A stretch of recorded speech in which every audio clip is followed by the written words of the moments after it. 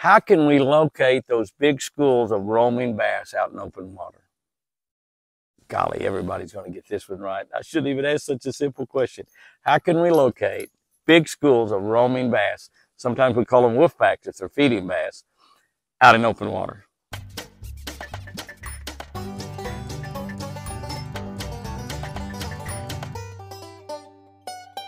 September 24. Good morning, guys and girls. September 24. Looking at Matthew 26:41. Matthew 26:41. Reading from a Catch a Better Life book. If you want your own copy of this book, you can get it at jimhouston.com. We'll sign them an autograph. If you want to, just let us know who you want it signed to, and that you do want it signed, and we'll be happy to do that for you. You can get them at Bass Pro Shop. You can get them at Cabela's. You can get them at Barnes & Noble's, just about any place that books are sold. And they're available just all over the country. Hobby Lobby, I think, has got them also.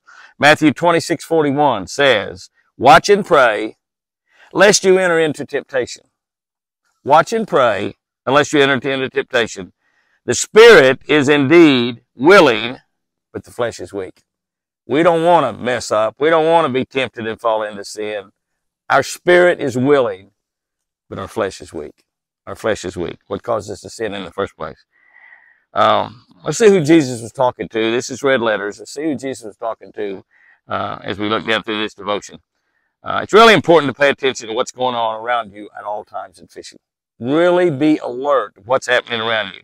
Watch your line at all times. Watch your electronics, your fish finder. Look for any kind of movement in the water. Watch for birds. Conditions changing. That's important. Watch the conditions. See any little change in the conditions. It's important to the fish. It's important to you. It is important as you stay on guard. Stay on guard all the time while you're fishing. And praying helps too. While you're fishing, by the way. Especially if you're fishing tournaments. You pray several times during the day if you're fishing tournaments. If you're me anyway, that's what you do.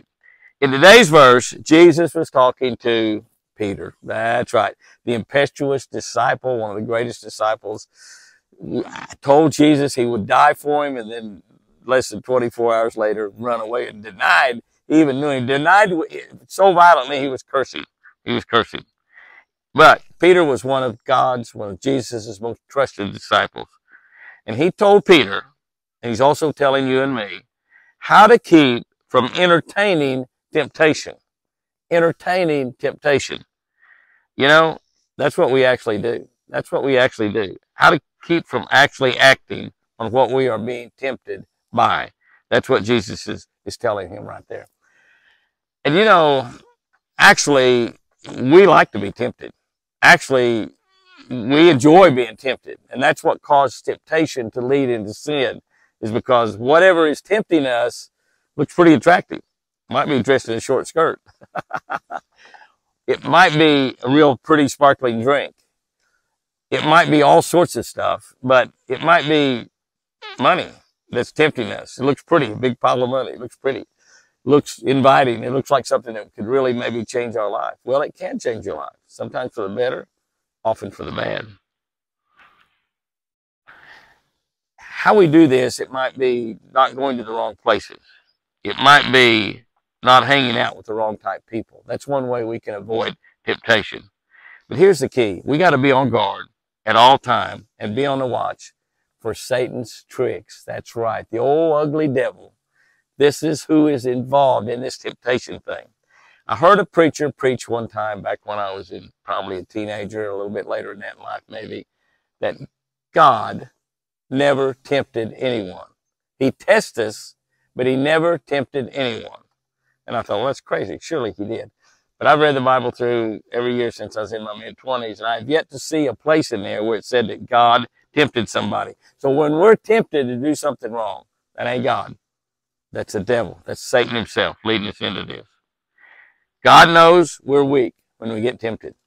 It's what Jesus says right here. The spirit's willing, but the flesh is weak. He knows that he created our flesh. He knows that it's weak. That's why in today's scripture, Jesus added his own personal tip. Getting ready to give you a fishing tip about schooling bass, roaming bass out in the middle of the lake. Jesus added his tip to Peter. He gave him a tip, wasn't a fishing tip. Although he did give him fishing tips, didn't he? He sure did. That tip is to pray. That's right. When you're tempted, pray. Next time you're tempted, don't run with the devil. You've got the opportunity when you're tempted to run with the devil, because the devil is the one that's creating that temptation. Don't run with the devil. Run to God. Run to God. When you run to God, you cause the devil and that temptation to run in the other direction. Here's our tip for today. Locate roaming schools of bass over deep water with a forward scanning fish finder. That's right. LifeScope. LifeScope. That's exactly right. You want to find those roaming schools of fish out in open water? You find them with a LifeScope. A lot of times nowadays, when we see a fish break or we see a school of fish come up, and we move over to where they are to try to make a cast or two into them, and many times, for all my life, really, the only way that we were able to catch those fish is when they was up schooling.